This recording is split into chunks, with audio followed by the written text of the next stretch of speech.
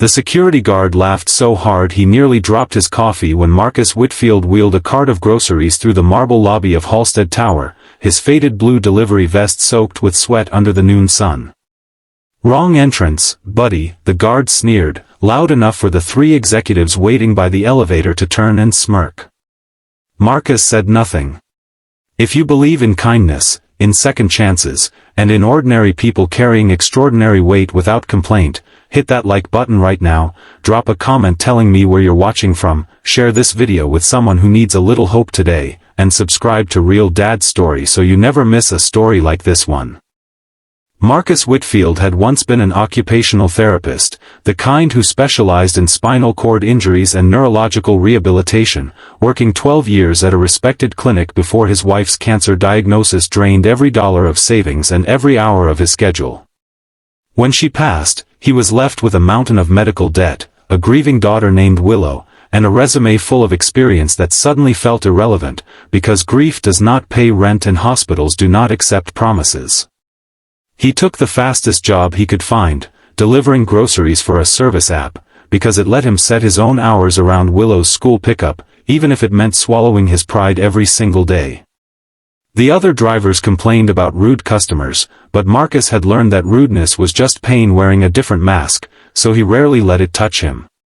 Today, though, the assignment was different.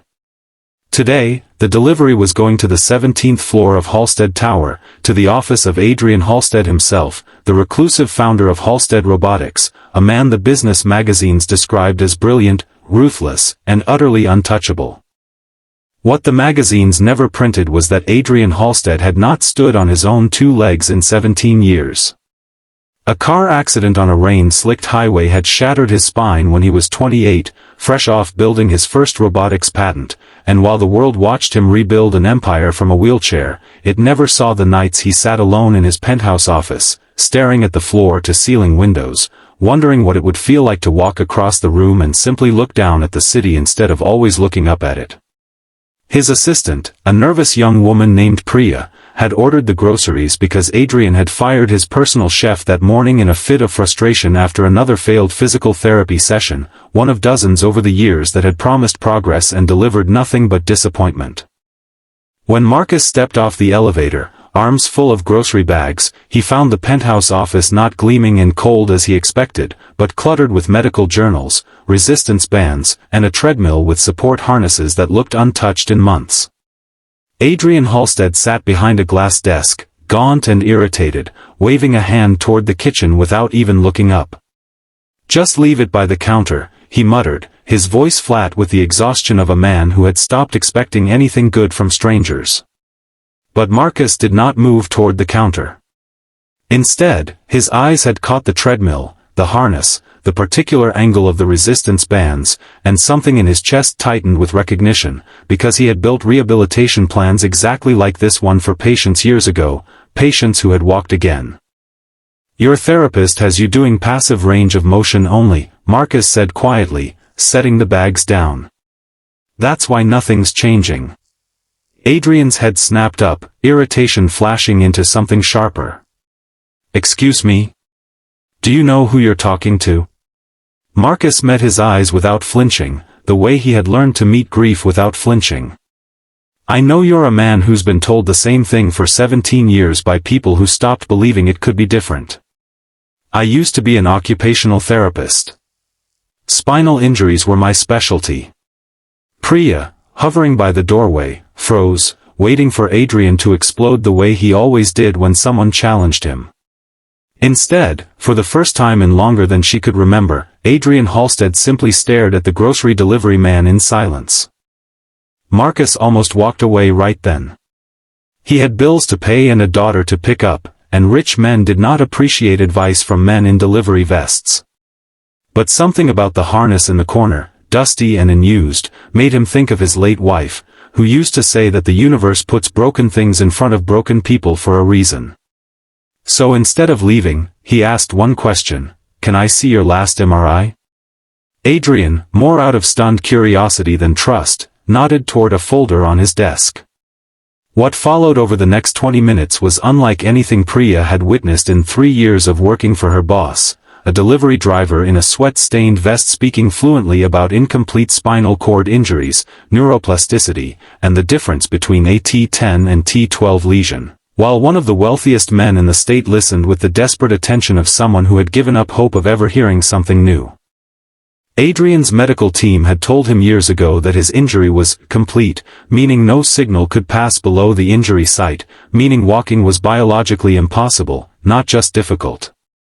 But Marcus, flipping through the imaging with the practiced eye of someone who had spent over a decade studying exactly this, pointed to a faint shadow on the scan that most specialists had dismissed as scar tissue.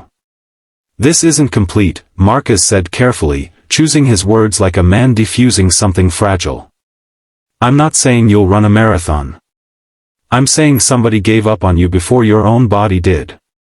Adrian Halstead, who had built an empire on refusing to accept limitations from engineers, investors, and rivals, suddenly found himself unable to speak, because no one had spoken to him about his own body with hope in 17 years. Marcus almost didn't come back.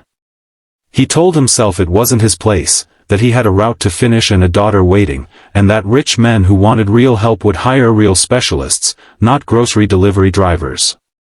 But 3 days later, Priya called the delivery app directly, requesting Marcus by name, saying Mr. Halstead wanted to speak with him again, this time not as a driver, but as himself. When Marcus arrived, no longer in his vest, Adrian was waiting with his old physical therapy record spread across the desk, and for the first time, he asked instead of ordered, "Will you help me?" Marcus explained honestly that he wasn't licensed anymore, that his certification had lapsed during the years he spent driving instead of practicing, but Adrian, in a rare and quiet moment of vulnerability, said something that stayed with Marcus for the rest of his life: "I don't need your license. I need someone who still believes bodies can surprise us." Over the following months, in the early mornings before Marcus's delivery shifts began, the two men worked in that cluttered penthouse office, Marcus rebuilding a rehabilitation program from scratch, focused on active assisted movement, targeted electrical stimulation, and the kind of relentless, unglamorous repetition that never made headlines. There were mornings Adrian screamed in frustration and mornings he wept from exhaustion, and there were mornings Marcus sat beside him in silence because sometimes healing needs witness more than instruction. Willow, Marcus's daughter, began drawing pictures of Mr. Adrian standing up, taping them to the penthouse walls with Priya's help, small crayon suns and stick figures that Adrian found himself staring at during his darkest sessions. Slowly, painfully, something began to shift. First a flicker of sensation in his left foot that made both men freeze in stunned silence, then, weeks later, the trembling ability to bear weight in the harness for 11 full seconds. If this story has touched your heart even a little, please take a moment to like this video, leave a comment sharing what part moved you most, and subscribe to Real Dad's Story, because stories like Marcus and Adrian's deserve to reach every person who still needs a reason to believe in second chances. 17 years to the week after the accident that took his legs, on an ordinary Tuesday afternoon with sunlight pouring through those same floor-to-ceiling windows, Adrian Halstead gripped the parallel bars Marcus had installed, planted his trembling feet on the ground, and stood. Not for a photograph, not for the board of directors who had begged for years to turn his recovery into a marketing campaign, but for himself, with only Marcus, Priya, and 6-year-old Willow in the room to witness it, all three of them crying without shame. Adrian took 4 unsteady steps toward the window and looked down at the city he had built from a wheelchair, finally seeing it from the height he had dreamed of for 17 years. He later created a full-ride scholarship fund for occupational therapy students in his late wife's honor, and quietly renewed Marcus's professional license himself, offering him a permanent position leading rehabilitation innovation at Halstead Robotics, a job Marcus accepted not for the salary, but because for the first time since his wife died, he woke up each morning with purpose instead of just survival.